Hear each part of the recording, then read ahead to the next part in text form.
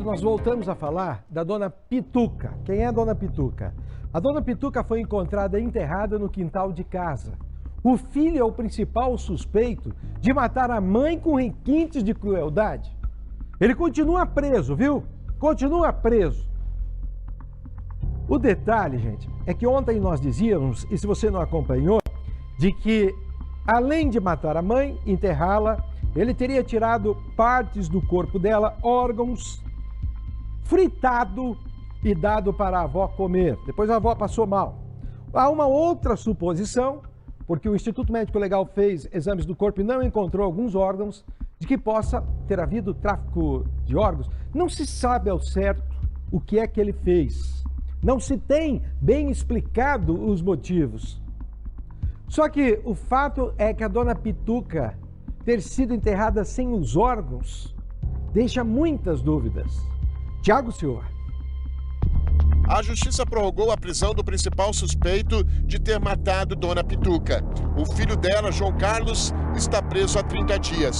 Ele já foi ouvido em interrogatório 2 vezes. Na primeira audiência, ficou em silêncio. Na segunda oportunidade, fez questão de negar os fatos. Ele nega, fala que a mãe teria dormido e que não viu mais ela depois disso, depois que ela dormiu na casa. Como é que ele justifica esse fato de não saber que o corpo estava ali? Quando ele foi ouvido, né, logo após a localização do corpo, ainda na delegacia de homicídios, ele não quis se manifestar, né? Então, as conversas informais, ele não manifestou nenhuma reação, não fez nenhum comentário sobre isso. Quando questionado, e mesmo que informalmente, ele não faz nenhum comentário. Os investigadores estiveram na casa onde dona Pituca morava com o filho. Ouviram os vizinhos, familiares. Os policiais encontraram indícios do uso de drogas por parte de João Carlos. E os próprios familiares não têm dúvidas da participação de João na morte da mãe. Você me falou que esses dias você tentou visitar o João na prisão. Por que você fez isso? Na verdade, eu queria conversar com ele, né? Queria olhar na cara dele mais uma vez, porque agora ele tá preso. Então já é uma outra questão. Ele vai mentir ainda na minha cara, se foi ele, se não foi? Porque das vezes que a gente veio aqui, a gente perguntou para ele se ele sabia de alguma coisa, se ele tinha visto alguma coisa, ou se foi ele, e ele negava o tempo todo. Para você é o João? Para mim é ele, com certeza. Tudo indica que depois do dia, né, da briga dos dois, a senhora Ivanete não saiu da casa, né?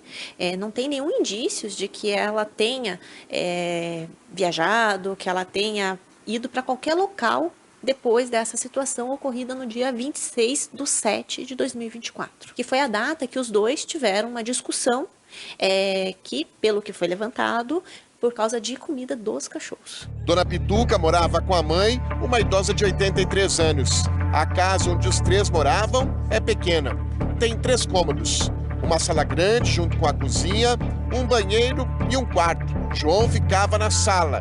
Dona Pituca e a mãe nesse quarto. E qualquer movimento diferente ali chamaria a atenção. Por isso existe a suspeita de João ter dopado a avó.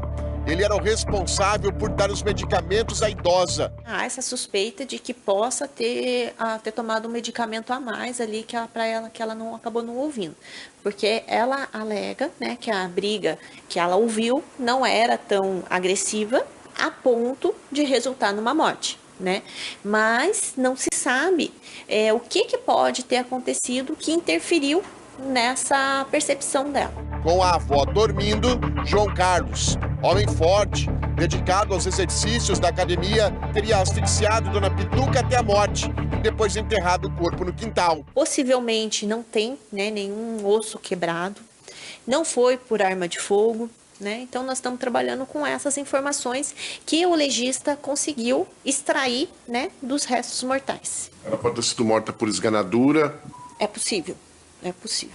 O que a polícia ainda não conseguiu explicar foi a ausência de alguns órgãos durante o exame de necropsia, porque dona Pituca estava sem coração, pulmão, rins, intestino e alguns ossos. Surgem linhas de investigações e possibilidades no sentido de que poderia ter sido um ritual, poderia ter sido um ato de canibalismo e até mesmo uma possibilidade mais remota de venda de órgãos. O corpo não foi acessado por animais, pelo menos a parte interna do corpo dela, porque estava enterrado?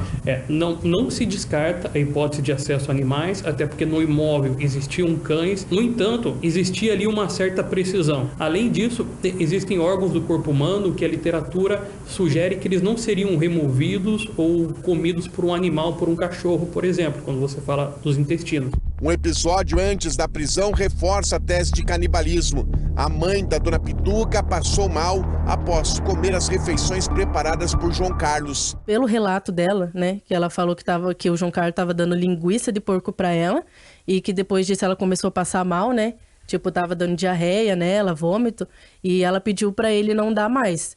Então, achei uma questão meio estranha, porque se for, né, linguiça de porco é uma comida normal que a avó sempre comeu, nunca passou mal com isso, entendeu? O contexto que nós já levantamos durante as investigações não dá ainda pistas de nenhuma dessas linhas, mas não pode ser descartadas, né? Nós temos que investigar melhor para ter elementos para ir para qualquer uma dessas linhas. Dona Pituca e João não tinham um bom relacionamento. Ele chegou a ficar quase um ano longe de casa.